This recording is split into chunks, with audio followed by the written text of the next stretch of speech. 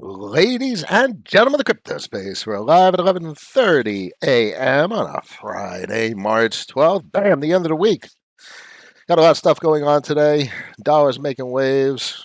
Treasuries are like dropping a very large object in the ocean, and it's just totally like throwing everything around. And I would argue it's distorting, albeit the markets are already distorted. Obviously, I'm referring to the equities markets in most part.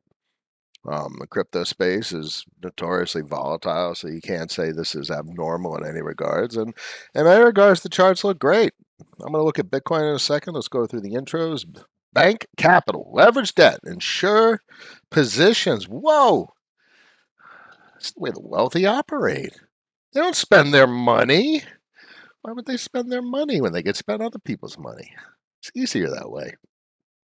Less problems. Today's episode is sponsored by Change Angel, the non-custodial swap exchange for social goods. Stop depositing on exchanges, not your keys, not your crypto, non-custodial DeFi, or nothing at all. Bam, let's pop it over to the main screen and see who's in the stream. Charlie G's in the house, always a pleasure. RR, yes, FSL in the house. ERN, a pleasure. Trevor, what, what, what's the claim? Well, we got claims all over the place. We're trying to figure it out as best possible. So we got Bitcoin up on the chart. This was an easy 100 SMA mean regression on the hourly. Looks really good. We see the larger trend formation as an ascending triangle, given that we have basically a ceiling at this point at about 58,000, give or take. And whether it breaks to the upside now or continues across the triangular formation, it's all good. Not much to mind either way. 200% AP, 200% APR annualized returns over the last 10 years. Who really cares? Bitcoin is a savings asset, and that's the way. Obviously, the most prominent persons in social media and financials talk about it, and that's the way I agree that it should be looked at. Chart looks great. Let's take a look at Ethereum. Ethereum obviously has a bit of a falling wedge or, a descending channel type structure. It is below significant resistance for the time being, but the play with Ethereum, I don't hold really any Ethereum right now other than cash, which is used for gas, spending cash. Got my MetaMask up here. A little spending cash. You need cash to operate on the network. But I do have Ethereum. Doesn't mean I hold it. And this comes down to that banking concept that really sparked the title of today's stream. Carlos is in the house. Always a pleasure. It's all good, Trevor. It's all good. Matt, happy Friday, all. Yes. All right. So we know about banking. We know about Aave, and we know about crypto banking. And you're getting yield. And makes a bank account seem ridiculous. All we need, as I mentioned in a tweet earlier, is a DeFi debit card so we can plug it into token tax and you spend your crypto from your crypto bank. And that's really the only shortcoming right now. You're going to have centralized implementations. BlockFi is close to their debit card, and a couple of other players are close. But you really need to plug into DeFi so you could just do an Ethereum transaction, and then all those transactions are automatically processed at the token tax level. And then you get your aggregated data that you could drop in the TurboTax and call it a day, and it takes 5 seconds. That whole process needs to be automated. If you're transferring value and you have to keep track of your purchases, that's a ridiculous way to be. It's impossible to manage. But if you could just plug it in and have a platform do it automatically for you, yay. All right, so this is your bank. It's Aave. It's the Bank of Aave. And right now, you're getting on average, let's say 10.98% for USDC, which is my preferred stablecoin of storage. One of the more regulated stablecoins, along with GUSD. But GUSD does not have a stable borrow rate. Well, actually, it's not that bad to probably just store value in GUSD, and then you could leverage USDC, albeit look what's more expensive to leverage. It's 20.62% for your stable rate. I would never borrow at a variable interest rate. It's too risky, in my opinion. I don't know. I don't like risk. You guys know I don't like risk. So you could borrow stably Tether at 8.93%, and you can borrow Ethereum at 4.21%. And that's how you do it. So right now, I use USDC as collateral. I borrow Ethereum. I'm over on Curve. I have it in the two Curve pools that are somewhere around here. You got the SF pool and the STF pool. And if then the problem is these are not auto compounding, and I obviously have a fair amount of curve over the year or so. I have accumulated curve, so I get the max end of the incentivized yield. So that's spitting out 17.1 and then 11.2 from LDO, and SF is spitting out 37% yield. And then that's not auto compounded. Your interest is in CRV predominantly, and obviously a couple of percent, 0.33%. And oh wow, that's yielding 6.93%. That's pretty cool. And then you throw it in Yearn, and you got your auto compounding pools with no gas. You don't spend any gas. It does it automatically. It's built into the contract.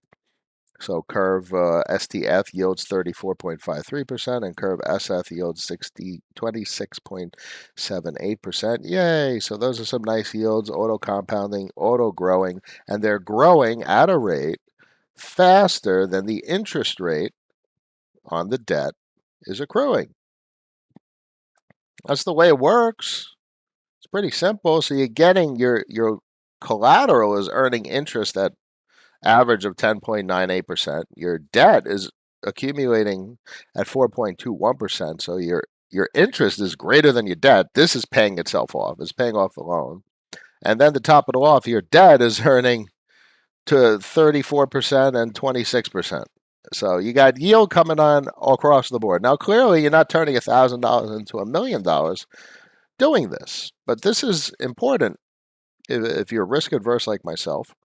Um, and even if you're not, like the vast majority of your portfolio really should be this, and you only take the small bets, risk on, small bets, and that's how you grow your capital. Because if you're throwing 50% of your capital into a risk on position and it drops 30, 40%, you lost all that money. That's very difficult to make up. Folks trying to make 100%, 500%, 1,000%, taking on way too much risk. Yeah, Carlos, you got 9% on DAI. That's pretty cool. That's cool.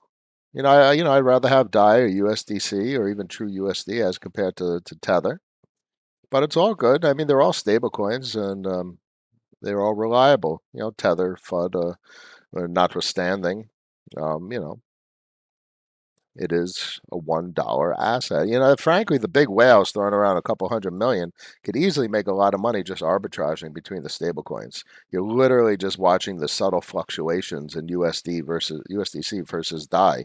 And if you get, 0.1% on $100 million, it's just, it's a pretty opportunistic transaction, and it's literally probably just a conversion between USDC and DAI, and then from DAI to like Tether or some shit like that, and you're able to arbitrage, 0.1% on 100 mil in a matter of a transaction. So that's a game that the big whales play also, and this is all standard shit they do in forex, arbitraging between various currencies to extract some value. Mr. Weeby's in the house. Daver's in the house. Yo, yo, glad to tune in. Always a pleasure. Charlie G, hit that like, Daver. The 39 people in the stream, 13 likes. We can do better. Winter in trading. No worries. We're here. Dog ate my homework. Never an excuse, but it's acceptable. I accept it. Noah, could you explain in simple terms how YFI works and what kind of strategies are you running there? YFI is written by pretty much Andre Benteg and a bunch of other folks nowadays. It's some of the smartest brains on the planet. I briefly looked at some of their contract source code. It is well structured. You could judge source code in many ways, architecture, structure. In many regards, contracts are monolithic. That's a way to describe them. There's no inheritance, I believe, when you're writing in Python, which is something Python, Viper, which I'm tempted to try and allocate some time to, but maybe not.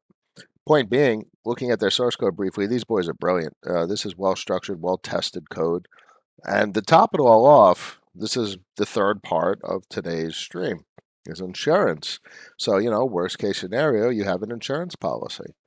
So let's put it this way. You're earning at about 10.98% on dollars. You're borrowing hopefully at around 9% less than that. So your yield is greater than your debt accumulation. And then your debt is earning double digit percent gains. And then you go over to ArmorFi and you spend 3.84% on an insurance package. So instead of 30% on average, let's say your debt is yielding, it's earning 26 and change, 27%. And you're insured. So you've minimized your risk associated with extracting that yield from your debt position. And this way, as I said, you're never spending your money. You're never spending your dollars. Your dollars are just accumulating in your bank account. How about that? Caesar, do you think we should consider investing in NFT protocols? Yeah, not for me. I don't want to spread too thin, and that's your choice. It's not for me to tell people what to invest in. None of this is a recommendation. I don't have that license, but I tell you guys what I do, and this is literally what I'm working on. It's where I draw inspiration for these streams is things that I've done of late, and this is my current position. Yeah, the curve over to Yearn, earning this kind of yield, pays for itself. And yesterday I got excited about the insurance protocols, 3.84%. Take out a little bit more debt. You pay for it with debt. There's no need to pay for it with your capital. Your capital's earning yield, 10% on average. So you pay for it with debt. And then the debt gets paid off with your 20 something percent interest. So that's it. It's pretty cool, huh? Trevor says it's hard to retrain your emotions to trust these systems as a way of the future, but with only 42 bill in the systems, persuasive. So it's not just 42 bill in the systems. You're insured now. Between this and Nexus Mutual, Armor and Nexus Mutual, have an insurance policy. That's the whole point of insurance is to mitigate the risk and to alleviate lack of trust. So, I trust these boys because I'm a developer myself and I understand the mental capacity that goes in to build the software that they created. And briefly looking over the structure of their implementation, I was impressed to say the least. So that helps alleviate my doubts, but there's always issues and bugs and unforeseen sequences that get executed in these Turing complete smart contracts. And that's exactly where insurance comes into the picture. So you can take these risks, minimize them by doing your due diligence into who created the protocols and actually the software, what they created, if you actually look at the code. But you could further mitigate your risk by actually having just an insurance policy. Huh, crazy sauce. Carlos, do you need to stake curve to get the boost? Yes, you need to stake a bunch of curve. You just got to stake a lot of curve. So I bought curve last year early, sometime in select the wallet. Is it selected? I bought curve in like March. The curve had like 700 grand a day, and that's when I bought my curve. So I got a bunch of curve. So like 40, 50,000 of them. And those boys are cranking out. Look, I got 1,140 bucks to claim from the VE curve emissions. 15 grand. It varies. This thing fluctuates. And the whole point, I've talked about this on other streams, of this daily volume was 3 billion or 30 billion. Then instead of 15 grand a year, it's 150 grand a year. And if it's 30 billion a day, it's going to be 1.5 million a year. So that was the whole curve bet last year when curve was 20 cents. Nowadays, curve I think is running around at like two and change dollars. So bought my curve for 90% cheaper than what it is currently. Um, all right, let's keep it going. Do the urine yields just show up in your deposit amount? Yeah, they're auto compounding. So, this is clearly a yearly rate. So you're not getting in and out of positions. You got to let these things sit. But basically, your deposited value just goes up. Notice these deposited values are denominated in Ethereum. So this is the accumulation of Ethereum. And the debt would be in Ethereum. So the price of Ethereum doesn't necessarily matter. And if you have an LTV, loan to value ratio, that's like 25%, give or take. Ethereum could go up 100% and you're not at risk for liquidation. And this gets into that type of scenario. If Ethereum goes 10x, sure, you're going to have to pull back on your leverage positions. But it's not going to go 10x overnight. It's not going to go 100% overnight. 20, 30, 40% would be an absolutely ridiculous day for a $200 billion asset class. So you got plenty of time to go over to your dashboard and pay off debt if you need to, using your collateral if you want. Or you even have plenty of time probably just to deleverage the position. You cut it in half, take out half, and repay some of the debt. The debt's denominated in Ethereum. And you're making interest denominated in Ethereum. It's the most maintainable debt I've ever seen in my entire life. Where in Curve do you get the Curve SF for urine? Yeah, so you go over here. I'm surprised SF is not on the main pool list. So you go here, SF, you go here, and you hit deposit, and you deposit. That's it. Do you have to stake it? I'm pretty sure you have to stake it also. No, I don't think you do. I think you just deposit it. Either way, first do deposit. It's one of the two. Either it's just the LP token or it's the stake token. Sometimes I forget. Don't really pay attention. I kind of just do deposit first. So deposit first, and then that might be the particular token. And if that's not the token, you just stake it also. It's one of the two. Slips my mind at the moment. But that's the way that works. RR, is there a tax software which calculates the DeFi transaction in one place? Yeah, token tax. Token tax. app.tokentax.co. app.tokentax.co. Those boys do a serious job. I paid for their VIP plan this year. I need them to do a serious analysis to make sure I've minimized my taxes due. But otherwise, if you have a minor amount of DeFi interactivity, or maybe just CeFi working on Gemini or Coinbase, Token Tax is going to do your tax calculations for you and give you basically a number to put into TurboTax, and you call it a day. So, Mr. Weeby, today's title implies we moved into 200 level class. Let's get it. Let's get it. That's right. So FSL services, Rook still in play? Well, fundamentals tell you where to look. Technicals tell you when. I haven't looked at the technicals for Rook in a bit. Fundamentals are still strong as ever, but the technicals are probably not so hot. I don't chase technicals. Right now I'm watching 1 inch and YFI. This thing broke down, and I sold. I sold the YFI. I sold the 1 inch. And of course, interestingly enough, it looks like resistance is going to hold on 1 inch. So it wicked that, yeah. So I was actually probably a good sell. I probably sold a little prematurely. I could have waited for the full wick up to hit back on support when support holds as resistance. Previous support holds as resistance. And YFI, I don't know. Maybe this will fall. But I'm watching this orange line. This is the long-term trend. And the green line may even hold itself. But obviously the 200 SMA, you got the 50 right above in green. Those are meaningful price regions for support to hold. But I don't want that. I don't want assets that are more likely than less to depreciate.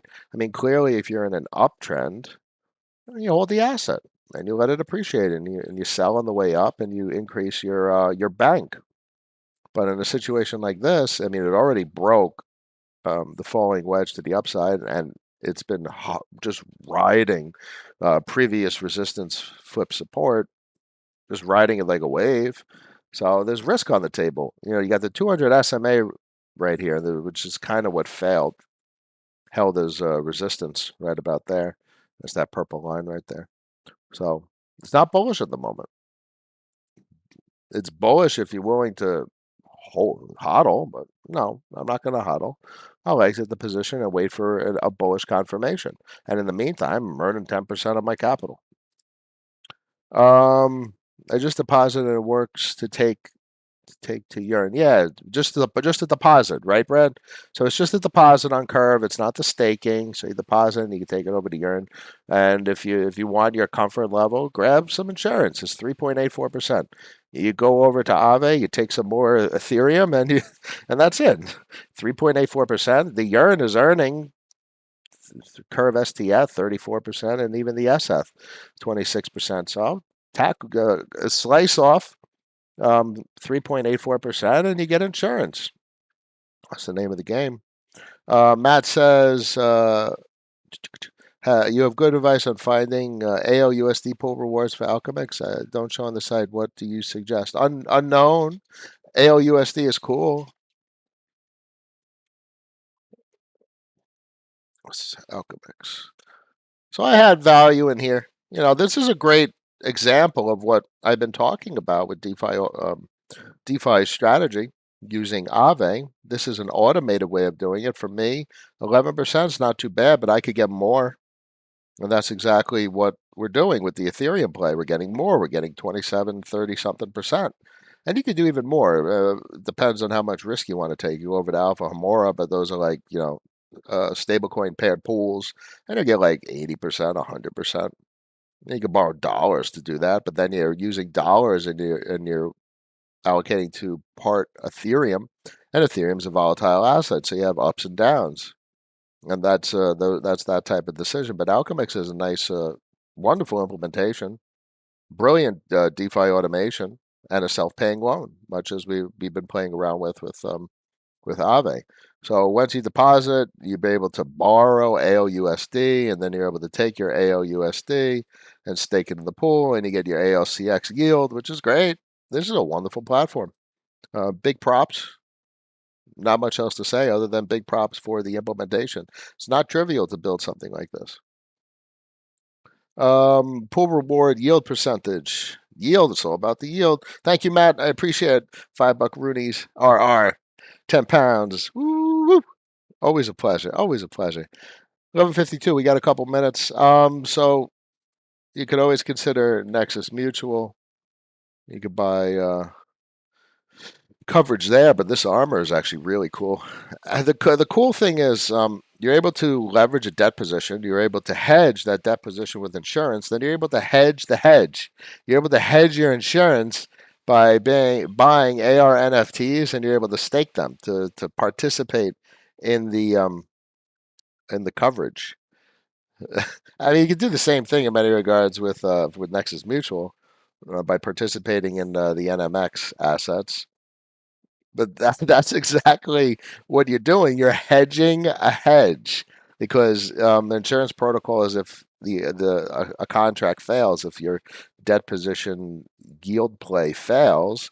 But if it doesn't fail, that's where the hedge of the hedge comes into the picture. So you can literally hedge hedges. That's crazy. Too cool.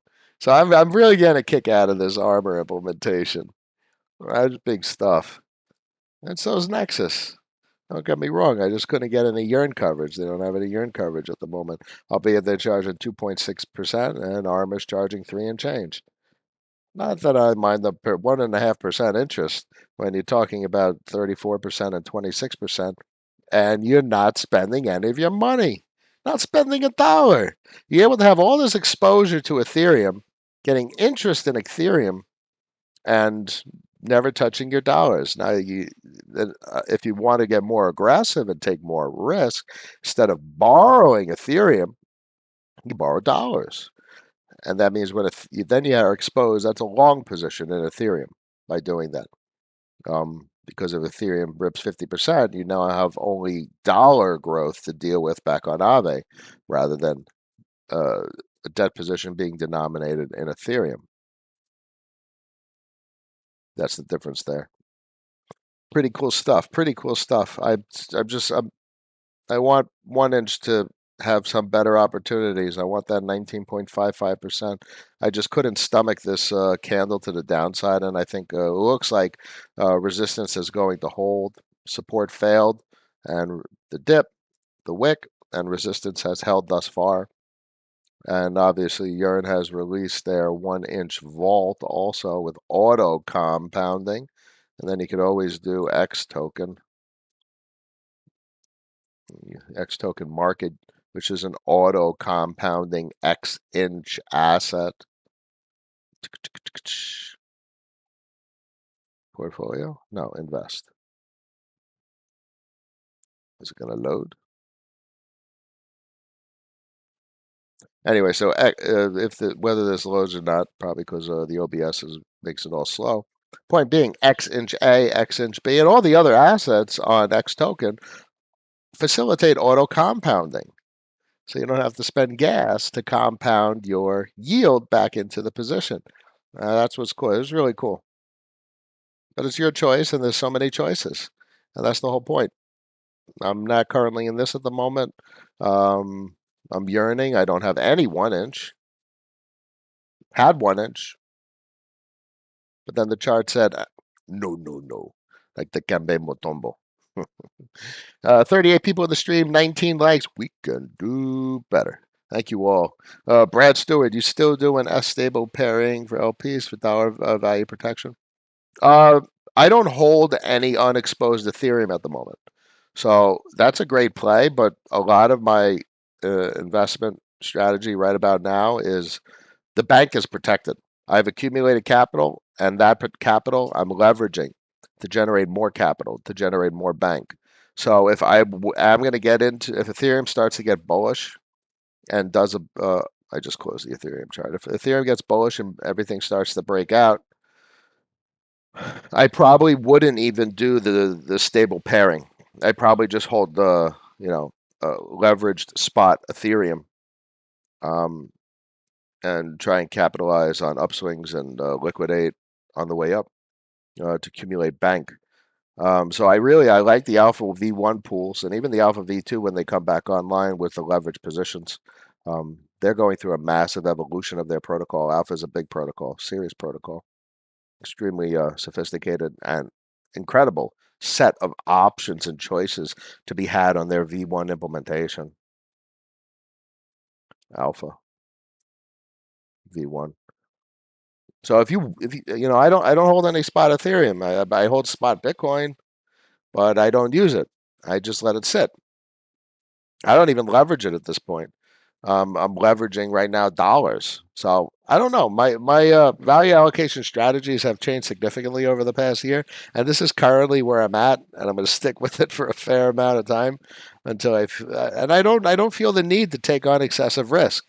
Yeah, let's put it this way: about 50% of my portfolio uh, is uh, is capital protected, meaning it's Aave and it's the leverage positions we're talking about to generate interest on Ethereum denominated with the positions denominated in Ethereum. And that's basically 50% of the portfolio. The other 50% is, Bitcoin. Ren did some magic. Ren was 6 cents in March of last year. It's rolling out a $1.18 right now. Wow. Wow. And Cosmos is going to be fire. So you guys know the rest of my portfolio in most regards. Polkadot was, I think I got it at like $2. It's $35 right now. That's crazy. Synthetics at $19. That thing was 70 cents in March of last year. Zero X, I don't know what I'm going to do. Zero X is a big deal protocol that's completely under the radar and underappreciated, in my opinion. But, it is a volatile asset. And the most important thing that you guys can learn from listening to me is to appreciate a volatile asset and to really understand that if you're owning it just outright, you're taking on risk. And you have to understand what that means. And I'm not interested in downside. I want downside protected as much as possible. Um, have you explored algo stablecoins lately? Second wave? Yeah, there's a lot of them coming where you could use various USDPs and algo stablecoin. That you could use various assets as collateral, which is pretty cool. MUSD might be one of my favorites, which is Meta. What is it called? MTA? M stable. There it is. M stable catches my fancy. I mean, M stable is literally dollars that you get 40% on. I mean, all you have to do is mint it and throw. So you're getting like 30, probably about 30%, give or take, on just minting your MUSD, and then you can throw it into the IMUSD vault for another 12%. You're literally getting 40% on dollars. Just saying. And that's just dollars. And Meta and MUSD, this has been around for a bit. So this is not a new protocol. This is an old school protocol dating back well into last year. Dollars, 40% interest. Just saying. Michael, your content has been a real eye opener. I got my ass handed to me in 2018 crash, and I've started de-risking aggressively, following your example. Thank you, and keep up the good work. You're very welcome. So listen, the most important thing is this type of portfolio management that I discuss needs to be the base because this is protecting your capital. Once you figure out how to protect your capital, then you can step out of comfort zone and take on additional risk. But now that the vast majority of your capital is risk off, now you're able to be more strategic and more intelligent with the quantity of risk that you take. And you're able to watch the charts.